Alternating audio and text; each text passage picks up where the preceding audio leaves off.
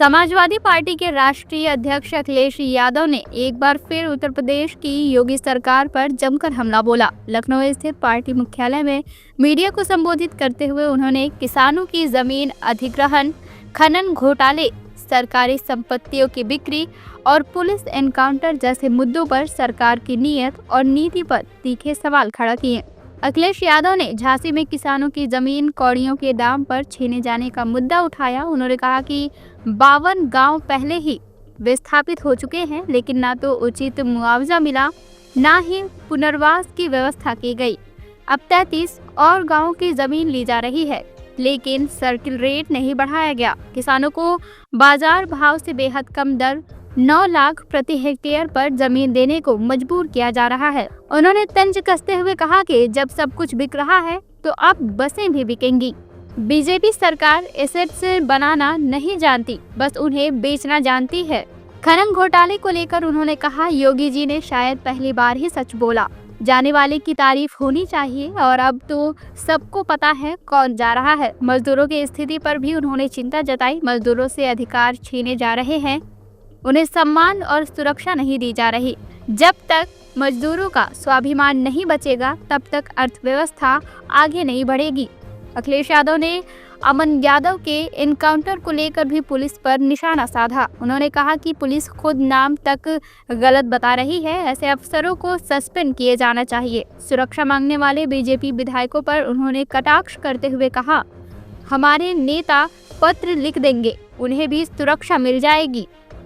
कि जिस तरीके से सरकार मजदूरों के अधिकारों को छीन रही है, मजदूर भाइयों को कोई सुविधा नहीं दे रही, न उन्हें कोई सिक्योरिटी दे रही, न कोई सेफ्टी दे रही, और जो भी कुछ उनकी समस्याएं हैं उनका भी समाधान नहीं कर रहे। जिस तरीके से किसान का एक्सप्लॉयटेशन है चरम सीमा पर, उससे ज्यादा एक्सप्लॉयटेशन हमारे मजदूर भाइयों का हो रहा है। और अलग अलग स्थान पे अलग अलग तरीके से मजदूर भाइयों से काम भी ले रहे हैं, लेकिन जो उन्हें सम्मान मिलना चाहिए, जो उनके अधिकारों के तहत जो सुविधाएं मिलनी चाहिए, वो भी सरकार सुविधाएं नहीं दे रही है। अगर देश की अर्थव्यवस्था आगे बढ़नी है, बिना मजदूरों के स्वाभिमान को, सम्मान को बढ़ाए कैसे अर्थव्यवस्था आगे बढ़ेगी?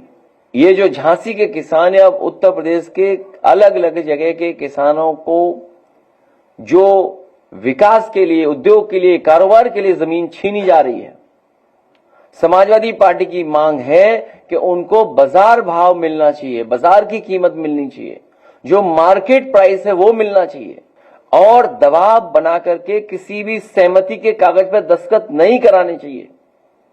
हमारे किसान भाई कई बार नहीं समझ पाते हैं, उन्हें समझाया कुछ जाता है और कहा जाता है कि इस कागज पे दस्तखत कर दो, और जब एक बार दस्तखत हो जाते हैं तो उसके बाद उनके पास कोई अधिकार नहीं बचता है।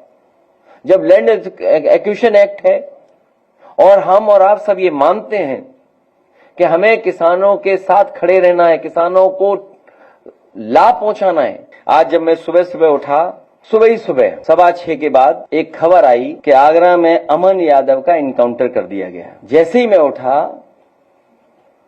और कुछ देर बाद वो फ्लैश होना शुरू हो गई न्यूज, तो पता नहीं क्या मेरे मन में आया कि ये असली इनकाउंटर नहीं है, ये फेक इनकाउंटर है।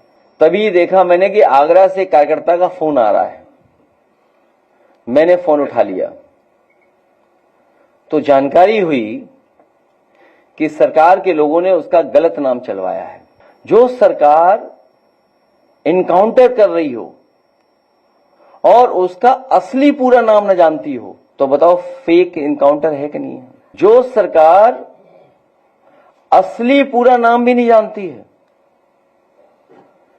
ये जाति विशेष, खासकर हम सबको और खासकर समाजवादियों को, क्योंकि जैसा हमारे किसान भाई कह रहे थे, उन्हें पीड़ा है, जिसको पीड़ा है, तकलीफ है, उसके साथ पीडीए है,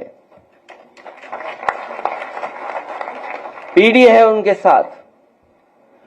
जाति विशेष को बदनाम करने के लिए इन्होंने नाम जानबूझ करके चलवाया। जब मैंने वहां के लोकल पत्रकार साथियों से पूछवाया कि आखिरकार ये नाम क्यों लिखा गया, क्यों फ्लैश किया गया, तो उन्होंने कहा कि पुलिस के हैंडल पे ट्वीट किया गया था या मैसेज गया था। मैंने तत्काल उससे कहा कि उस मैसेज की स्क्रीनशॉट मांगिए, तो उसके बाद उसने स्वीकार किया प्रेस के लोगों की उसे मौखिक बताया गया था। पुलिस के किसी बड़े अधिकारी ने उसे ब्रीफ किया था पत्रकारों को। इसलिए समाजवादी पार्टी की मांग है, जिसका असली नाम भी नहीं सरकार जानती है, पूरा नाम, ऐसे अधिकारी को तत्काल निलंबित करना चाहिए जो बदनाम करना चाहता है। ये आपराधिक कृत्य है।